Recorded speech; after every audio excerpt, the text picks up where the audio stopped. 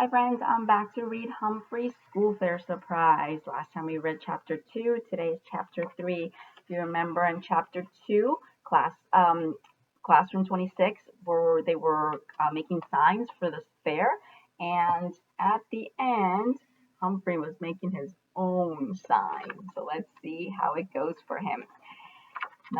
Chapter 3, It's Not Fair. It took me almost all night to think of what to write on the signs. Luckily, hamsters like me are wide awake at night. Do you remember what's an animal called when it stays up at night? Do you remember? It is a nocturnal animal. Good job. At first, I tried to come up with something clever, like hamsterific or frogtastic, but I couldn't. I thought of writing room 26 is the best class in the whole school and the whole world, but it wouldn't fit on the tiny piece of cardboard.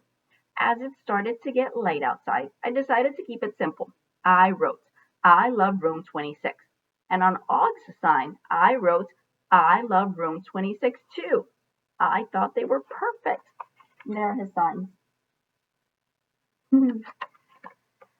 On Thursday afternoon, Mrs. Brisbane said it was time to finish the signs for the parade. She had brought long sticks so the students could hold up their signs. Oops, I didn't have any sticks for our signs. Sorry, Og, I told my neighbor. I'll get some tonight. Once the sticks were attached to the signs, my friends marched around the classroom carrying them. They look wonderful, Mrs. Brisbane said. Hold them high. There are all the friends holding up their signs. They look awesome, don't they? Shouldn't we say something when we are marching in the parade? Raise your hand, Heidi said. Like what? Mrs. Brisbane asked. Heidi wasn't sure, but Speak Up Saye had an idea. Saye doesn't like to talk, and when she does, she speaks in a soft voice. And everyone, including me, thinks she is nice. We could say something about room 26, she said. Garth said, yeah, something about Humphrey and Og. That idea got my whiskers wiggling. Soon all my friends were making up sayings about room 26. Humphrey, Og, we've got a hamster and a frog. And boing, boing, squeak, Og and Humphrey hear them speak. But they finally decided on Humphrey and Og are so much fun, they make our class #1. They marched around the classroom again. I was so excited I squeaked along with them. Humphrey and Og are so much fun, they make our class #1. It was thrilling. Mrs. Brisbane finally had my friends sit back down. Thank you for such good work, she said. On Saturday, we'll all meet by the bouncy castle at 2 o'clock and line up for the parade. Kirk raised his hand. Who will bring Humphrey and Og? He asked. Mrs. Brisbane looked surprised. Bring them where? To the parade, Kirk said. Mandy, Miranda, and Richie all raised their hands and said they'd bring us. Mrs. Brisbane shook her head. I'm sorry, Humphrey and Og can't be in the parade. It would be too dangerous. I could see how sorry my friends were, but no one was more disappointed than I was. Look at how sad he looks. Og dived down into the bottom of his water. I think he was upset too. Golden Miranda asked why it would be too dangerous. Mrs. Brisbane explained that I was too small to march in a parade, and if someone carried me, I might get hurt. She said that Og certainly couldn't march, and he needed to be near water. She also said that it was supposed to be a hot, sunny day. The hot sun is not good for hamsters. Everything she said made sense, but I still felt sad. So did my friends. Maybe they could ride, Garth suggested. We could pull them in a wagon. Now that was a good idea. There they are, thinking about him in a wagon. There's still the sun, Mrs. Brisbane said. I'm worried about Humphrey. He could wear a hat. Stop giggling, Gail said. Then she giggled. Everyone else giggled too. There he is wearing a hat. I guess a hamster would look pretty funny wearing a hat. I know, Mandy said. He could have an umbrella. Everyone giggled at the thought of a hamster holding an umbrella too. near the girls giggling.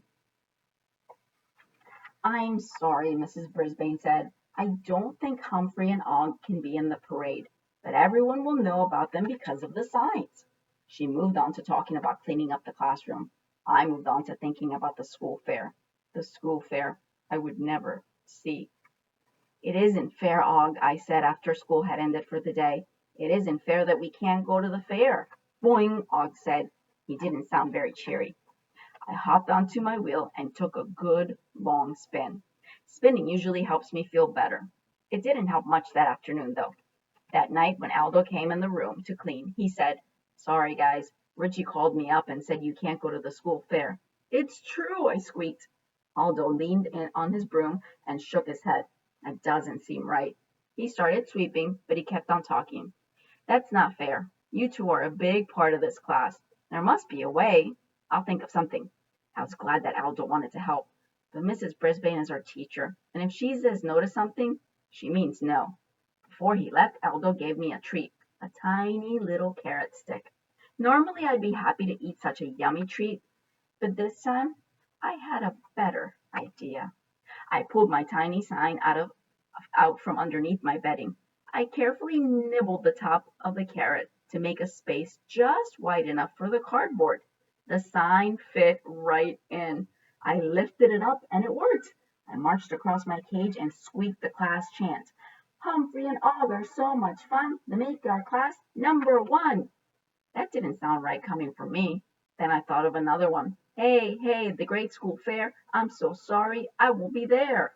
"Boing, boing," Og said. He leaped into the water with a huge splash. I knew that he was sorry he wouldn't be there either. I always looked forward to going home with a different student each weekend. But on Friday, Mrs. Brisbane told me I would spend the night in the classroom. "After all, everyone in class will be coming to the school fair tomorrow," she said. "You'd be left alone in someone's house. So after the fair, I'll take you home." "Fine with me," I squeaked. Mrs. Brisbane laughed. Aldo came in to clean that night. I didn't even know he cleaned on Friday nights. "Humphrey, am I glad to see you," he said, "because tonight I have lots to do." Aldo always had a lot to do, but that night he worked so fast it made my head spin. When the room was clean, he said, "I'm not finished yet. First, Aldo measured my cage." Here he is measuring Humphrey's cage. Wonder what he's doing. Next, he measured Og's tank. Then he measured the top of his cleaning cart. He wrote some things down. "Great," he said. "Everything will be finished in time for the fair tomorrow." What are you squeaking about?" I asked.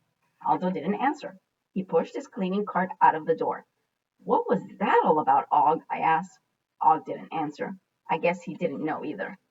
After Aldo was gone, I pulled my little sign out from under the bedding. It was a very nice sign. I was sorry I wouldn't get to carry it at the school fair, so I ate the carrot. That's the end of chapter 3.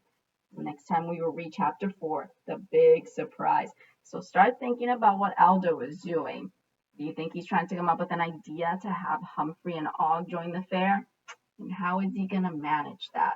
All right, we'll find out next time.